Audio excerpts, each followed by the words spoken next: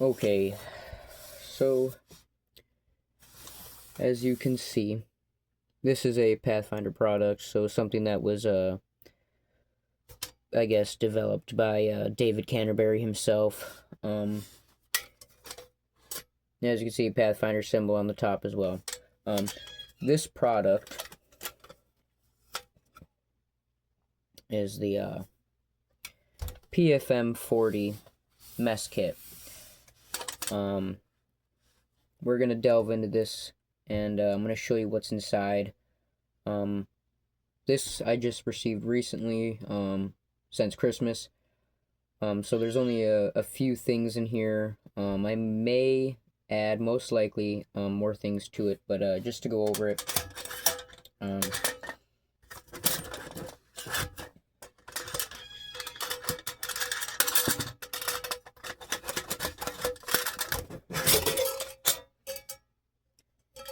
You have a pan,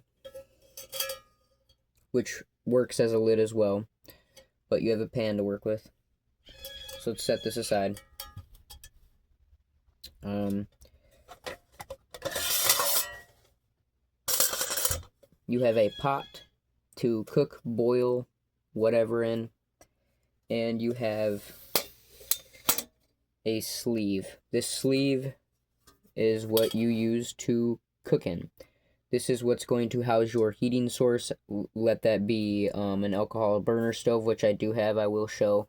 Or if you're using timber, sticks, pine cones, things, anything that's burnable, you could use, or even charcoal, which we will talk about charcoal as well.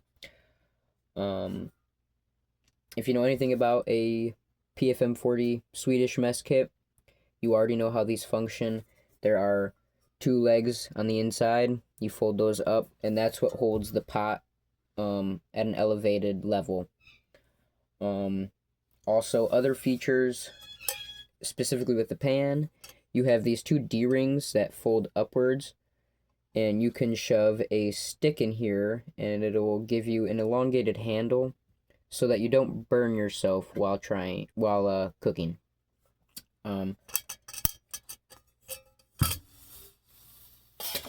Besides that, let me show you how I have everything packed in here, if I can, without it spilling out.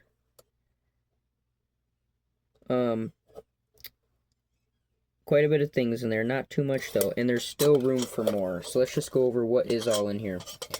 Right off the bat, we can show you, I have a U.S. military utensil kit, or set. Spoon, knife, fork. So that all packs nicely. I have a scrubby pad to clean. This is not a non-stick metal, so when you do cook with this set, you are going to experience a lot of food wanting to stick to the surface of the pan and the pot, and you're going to want a metal scrubby to thoroughly clean. I've heard reports of these kits being labeled the dirty box because, I mean, after you cook with them, they're just always kind of filthy. But you can keep them clean as long as you have stuff to clean.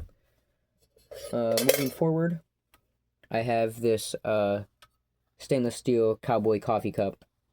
And this is great because it perfectly houses the Pathfinder alcohol stove perfectly. So this allows me to have a cup inside, but also it houses my alcohol burner stove, so it's more like space that's not being taken up. I don't know how you would put that. But here is the Pathfinder alcohol burner stove.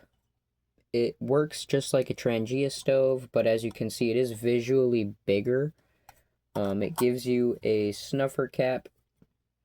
So this is what you would use to shut your stove off. And also it's a dampener, so you can control how much flame is coming out of your stove. So if you just want to simmer on your food, you can do that. Or if you want to full-on boil, you have that option as well. Again, here's the Pathfinder logo on the top of the cap. And when we open that, you have a really nice heavy-duty rubber seal. And then you get a look inside of your reservoir. It's built exactly like a Transgea. You have a outer wall, and then you have a inner wall, which you can see, and what's wrapped around that inner wall is a cotton material that acts as a wick, which brings that fuel source up to these holes.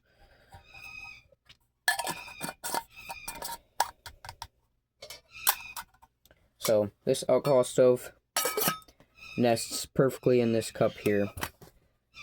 And then also other things I have in here. This is another Pathfinder product. I don't exactly remember what it is called, but you just take this and you set it on top of the alcohol burner stove to act as like a grill. Say you didn't want to just use the alcohol burner stove along with this in conjunction, you could just use this with the alcohol burner stove and maybe put, you know, some coffee on. But you don't have to get this. This was just an addition that I got with it. Yeah, that's my bird in the background screaming. Other things. Coghlan's, the brand, they sell these little spice shakers. As you can see, I have 2 of them. 4 main spices, salt, pepper, and we got cumin and garlic. So that's that. This is going to cover all your spices that you need for most foods that you're probably going to cook. So 4 basic spices that I would recommend: salt, pepper, garlic, cumin. You could also add some other things in there like dried onion or whatever you want. But that all fits nicely inside of my PFM40 mess kit. These go in first at the bottom. They lay perfectly at the bottom. So we'll put those in. I put these in last, so we'll set that aside. I'll take my cup at an angle, and I put the handle towards the one edge of the oval. There's an oval shape. Put it over to the one side. And then I take my utensils, and the same thing, I just kind of tuck these down in there at an angle. And then my scrubby, that goes behind the utensils to act as a buffer. And these you can just throw anywhere in any gap. So on either side of the mug, works good. So what's good about this is that this is a very forgiving reservoir for you to store things in. First of all, you can store all your main things: cups, alcohol stove, spices, utensils, scrubbies. But if you are having to store food in your backpack, you could also put an egg in here, or a potato, or an onion, and you could put the cap on, and it would retain your ingredients safely. And what's also very forgiving about this mess kit is that when you put this lid on, you actually have a little bit of a give, like room, where if you have, like, you know, your utensils, like your forks and things sticking out above the edge, it really doesn't matter. It's still going to seat perfectly on top, and there's going to be room for things. So you can really stuff this full of stuff, and you're never not going to be able to put the lid on. So that's awesome. Now we're going to start talking about fuel sources to implement when you are cooking with a Swedish mess kit. So to start, this is a bottle of heat. This is to make sure there's no water in your gas lines and stuff, but it's pretty much like a methyl alcohol, so it works as a fuel source for an alcohol burning stove. Like I previously said, you can get this at Meijer for like $2.76. At least in my area, a single bottle, you can get like I think a 6-pack for like $7 and something change or something. So I do have this in my bug out bag. But to go into another form of fuel, if you were to run out of alcohol, what is another form of fuel that is lightweight, for one, and 2 can keep up a very high temperature for a prolonged period of time as long as you have more of it. And that's charcoal. So, I'll show you a bag of charcoal I've made, but let's talk about this. This is a metal tin from a colored pencil set.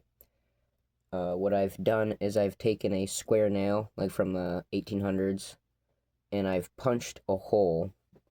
So I'll show you.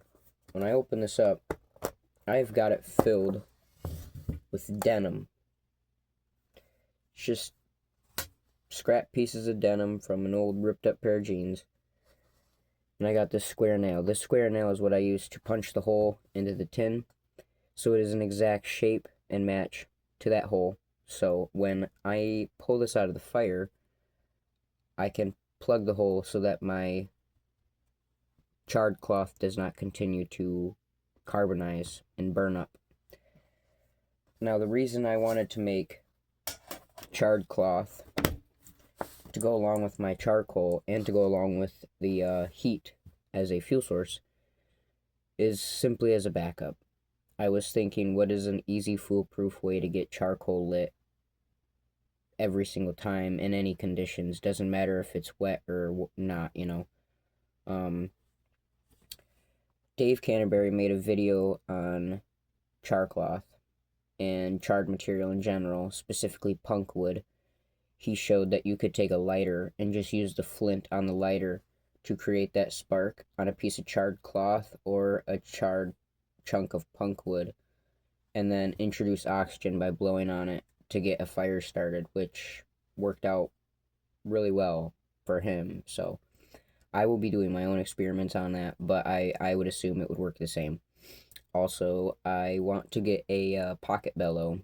It's just a telescopic metal straw that you can blow through to concentrate oxygen at a single ember. So I think in combination with the bottle of heat charred cloth and let me show you. This is a whole bag of charcoal. This fits right in the exterior pouch of my bug out bag, and it's pretty light, doesn't weigh much at all really, and this is a lot of fuel. I could cook with this for days, I bet. So there's that, with the combination of the charred cloth and a pocket bellow and even a dead lighter. That's what was interesting to me, is like, yeah, I guess, you know, even a dead lighter is not completely useless as long as you have charred cloth. So yeah, I think we're gonna wrap it up here. That was just going over my Swedish mess kit, what was inside of it, how I plan to implement it and use it, fuel sources, and yeah. Making charcoal is easy. Anyone can do it. I literally just did it for the first time the other day. I'll be doing it again, making this char cloth, and yeah. Plan to see more videos like this. I do like bushcraft. I don't just do gunsmithing. I do have some gunsmithing projects that I'm currently working on, but I'm kind of just taking a break on everything. But I will get to everything. We'll end it here, guys. Have a good day.